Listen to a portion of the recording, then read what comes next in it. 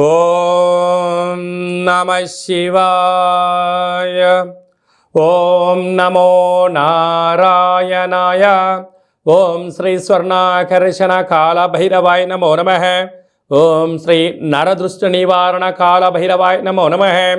ఓం గణానాం త్వా గణపతిం అవామహే కవిం కవేనాపవస్రవస్తవం జ్యేష్ఠరాజం బ్రహ్మణస్వత ఆనశృణ్వన్నోతభిస్సీదసాదనకం శ్రీమహాగణాధిపతయే నమః. ఓం ఆదిత్యాయ సోమాయ మంగళాయ బుధాయ చ గురుశుక్రశనిభ్యశ్చ రాహవే కేతవే నమో నమః. హరి ఓం. మా ఛానల్కి స్వాగతం.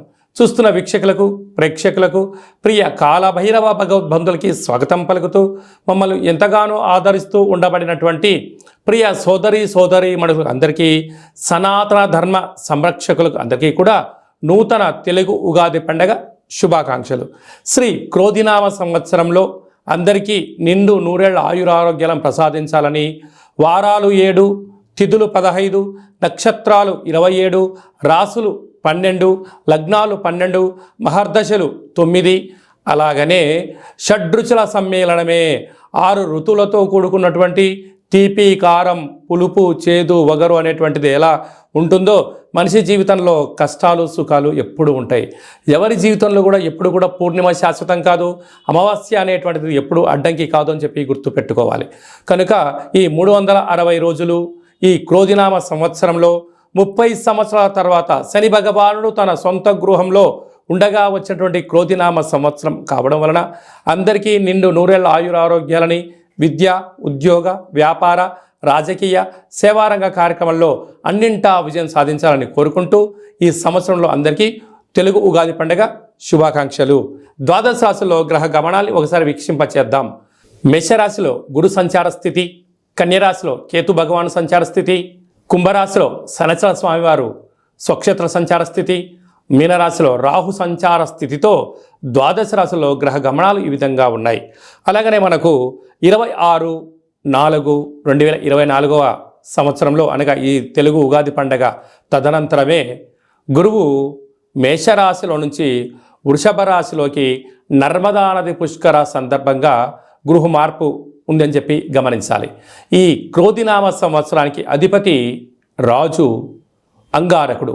ఎందుకనగా ఈ సంవత్సరము మనకు తెలుగు ఉగాది పండగ మంగళవారం రోజు అవ్వడం వలన, మంగళవారానికి అధిపతి కుజ భగవానుడు అవ్వడం వలన, ఈ సంవత్సరానికి రాజు కుజుడు అవ్వడం వలన నిత్యము అనేక మంది క్రోధము, ఆవేశము అనేటువంటి పరిస్థితుల్లో ఉండడము, ఎర్రటి నేలలు, ఎర్రటి పంటలు బాగా పండడము, అద్భుతమైనటువంటి కందులు, మిరప, ఎర్రటి నేలలు, సంపూర్ణమైనటువంటి ఆహార ధాన్యాల ఉత్పత్తులు చాలా అద్భుతంగా ఉంటాయని చెప్పి కూడా గమనించగలగాలి.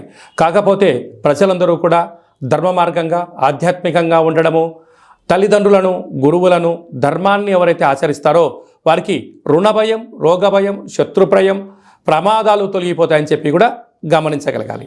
అలాగనే ఈ సంవత్సరము మంత్రివర్యులు శని భగవానుడు అవ్వడం వలన, ఆ శని భగవానుడు ప్రస్తుత కాలమాన ప్రకారంగా కుంభరాశిలో సంచారము చేయడం వలన ధర్మ మార్గంగా ఎవరైతే ఉంటారో వారికి చాలా మంచి కాలము అని చెప్పి గమనించగలగాలి. తెల్లటి నువ్వులు, విశేషమైన నీలం రంగు పదార్థాలు, పుష్పాలు, పండ్లు, పదార్థాలు, అద్భుతమైనటువంటి ధర్మ పరిపాలనగా, ధర్మంగా, న్యాయంగా, నీతిగా ఉండబడిన వారికి చాలా మంచి కాలం అని చెప్పి గుర్తుపెట్టుకోగలగాలి. ఎవరైతే అధర్మంగా ఉంటారో, అన్యాయంగా ఉంటారో, రాక్షస జీవన విధానంగా ఉంటారో, గతి తప్పిన జీవన విధానం ఎవరైతే అలవర్చుకుంటారో వారికి అనేక ఇబ్బందులు ఉంటాయని చెప్పి కూడా గమనించగలగాలి. ఈ సంవత్సరము పశుపాలకుడు కృష్ణ పరమాత్ముడు అవడం వలన గోవులు, పశువులు సమృద్ధిగా ఆయురారోగ్యాలుగా ఉండడం, మంచి పాడి, మంచి పంట, ఐశ్వర్యము, సుఖవంతమైన జీవనం ఉండడం జరుగుతుంది అని చెప్పి గమనించాలి. కాకపోతే ఈ సంవత్సరము శుక్రుడు అనేక రకాలమైనటువంటి ప్రభావం అధికంగా ఉండడం వలన అనేక మంది నిత్యము రోజు నూతన వస్త్రాలకు, బంగారు ఆభరణాలకు, వజ్ర వైడూర్యాలకు, విలాసవంతమైన జీవితాలకు, ఆధ్యాత్మిక తీర్థయాత్ర కార్యక్రమాలకి మొగ్గు చూపడం జరుగుతుంటుంది. కాకపోతే విచక్షణారహిత జీవితాన్ని పొందడానికి, మద్యమత్తు మాంసాల జీవితాన్ని పొందడానికి ఎక్కువ మంది మక్కువ చూపించే పరిస్థితి ఉంటుంది. కనుక దయచేసి అలా వెళ్లకుండా ఆధ్యాత్మికమైన చింతనతో మీరు ఉండగలిగితే ఈ సంవత్సరము అందరికీ పట్టిందల్లా బంగారం అయ్యేటువంటి యోగ్యత కనపడుతుందని చెప్పి గమనించాలి. కన్యరాశి వారికి శ్రీ క్రోధినామ సంవత్సరంలో ఎలా ఉండబోతుందో ఈ వీడియోలో సవివరంగా సంపూర్ణంగా తెలుసుకుందాం. కన్యరాశిలో ఏ నక్షత్రాలు వస్తాయనగా ఉత్తరా నక్షత్రంలోని 2, 3, 4 పాదాలు, హస్తా నక్షత్రంలోని 4 పాదాలు, చిత్తా నక్షత్రంలోని 1, 2 పాదాలను కలిపితే కన్యరాశి. కన్యరాశి యొక్క అధిపతి బుధుడు. ఈ సంవత్సరం వీరి యొక్క ఆదాయ వ్యయాన్ని మనం ఒకసారి పరిశీలించినట్లయితే ఆదాయం 5, వ్యయం 5 అంటే నష్టము రానటువంటి రాశులలో కన్యరాశి ఒకటే అని చెప్పి మీరు గుర్తుపెట్టుకోగలగాలి. అదే కాకుండా రాజ్యపూజ్యం 5, అవమానం 2. వృత్తులలో, ఉద్యోగాల్లో, వ్యాపారాల్లో ధర్మంగా, న్యాయంగా, ఆధ్యాత్మికంగా మీరు ఉండడం వలన అన్నింటా విజయం మీ సొంతం కాబోతుందని చెప్పి గమనించగలగాలి. ప్రధానంగా ఉత్తరా నక్షత్ర జాతకులు ఆగస్టు నుండి డిసెంబర్ వరకు మీ జన్మ నక్షత్రం రోజున అష్టమి, అమావాస్య, పూర్ణిమ సందర్భంగా దూర, వాయు, జల ప్రయాణాలు పెట్టుకోవద్దు. ముఖ్యమైన సభలు, సమావేశాలు వాయిదా వేసుకోవడం ఉత్తమోత్తంగా భావించగలగాలి.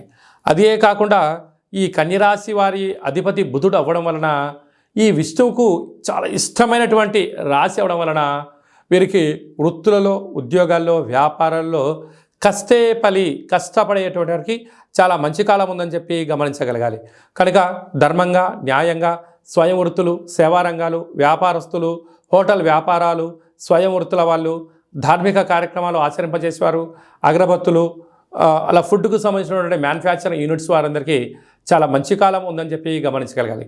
కనుక వీరు వీలైనంత వరకు శక్తి కాళభైరవ స్వామిని స్మరించడం, ధ్యానించడం వలన కష్టాలు తొలగిపోయి ఐశ్వర్యానికి ఆనందం మీ సొంతం అవుతుంది. కనుక ఏదైనా తెలిస్తేనే చేయండి, తెలియలేదు తెలుసుకొని చేసే ప్రయత్నం చేయండి. దీనివల్ల సమయం, ధనం వృధా కాకుండా మనశ్శాంతి, ఆయురారోగ్యం మీ సొంతం అవుతుంది. కనుక శక్తి కాళభైరవ స్వామి యొక్క ఆనంద దీపాన్ని పూజా మందిరంలో పెట్టడం, గుమ్మం బయట శక్తి కాళభైరవ స్వామి యొక్క ముగ్గు పెట్టుకోవడం వలన నిత్యము ఐశ్వర్యానికి స్వాగతం పలుకుతారు అని చెప్పి గమనించాలి. ఈ తెలుగు ఉగాది పండగ ఈ సంవత్సరం మొత్తాన్ని బాగా మనం పరిశీలించినట్లయితే గ్రహ గమనాలలో పెద్దగా మార్పులు లేవు. గురు భగవానుడు ఒక్కడే మేషరాశిలో నుంచి వృషభ రాశిలోకి సంచార స్థితి ఉంది. కనుక వీలైనంత వరకు ధర్మము, ఆధ్యాత్మికత, నిత్యము, ఆరోగ్యము, సంపూర్ణమైనటువంటి ప్రతి ఒక్క వ్యక్తిగత జాతకంలో మీరు అందరిపైన గ్రహ గమనాల పరిస్థితి చాలా అధికంగా ఉంటుంది. కనుక సూర్యోదయపు మునుపురమే లేవడము, పచ్చటి పైరు పొలాలలో సంచారము చేయడము, ఆకులతో కూడుకున్న జీవన విధానాన్ని ఏర్పాటు చేసుకోగలిగినట్లయితే మంచి కాలం ఉంటుందని చెప్పి గమనించగలగాలి. ఈ సంవత్సరము ఏప్రిల్ ఆఖరు నుండి ఆగస్టు 8వ తారీఖు వరకు అనగా 100 రోజులు దరిదాపు వివాహాది శుభ కార్యక్రమ ముహూర్తాలు లేవని చెప్పి ముందస్తుగా గమనించగలగాలి. కనుక ఈ సంవత్సరం అంతనూ కూడా మనం అద్భుతమైన విజయం సాధించగలగాలి అన్నట్లయితే ఒక్కొక్క నెలలో ఒక్కొక్క కాళభైరవ స్వామి వారు ఉంటారు. కనుక ఆ కాళభైరవ స్వామి యొక్క స్మరణ, కాళభైరవ స్వామి యొక్క కూష్మాండ దీపము, కాళభైరవ హోమము, కాళభైరవ రక్షణ కంకణాన్ని మనం ధరించగలిగినట్లయితే ఈ సంవత్సరాంతము కుజుడి యొక్క ప్రభావము, శని భగవానుడి యొక్క ప్రభావము తీక్షణ తగ్గి వృత్తులలో, ఉద్యోగాల్లో, వ్యాపారాల్లో మనం అనుకుంటున్న విజయం మన సొంతం అవుతుందని చెప్పి గమనించాలి.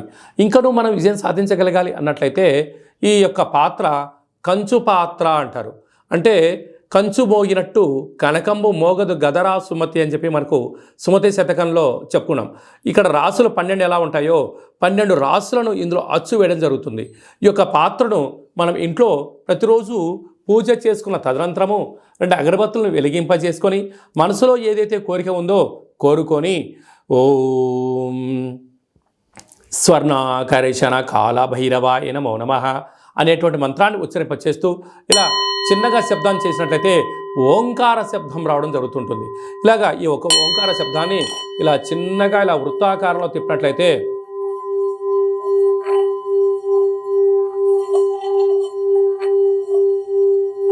ఈ యొక్క శబ్ద తరంగాల ద్వారా గృహంలో ఉండబడినటువంటి దరిద్ర దేవత బయటికి వెళ్ళి బయట వీధిలో సంచారం చేసేటువంటి మహాలక్ష్మీదేవి అమ్మవారు మన గృహంలోకి స్వాగతం పలుకుతుందని చెప్పి గమనించగలగాలి.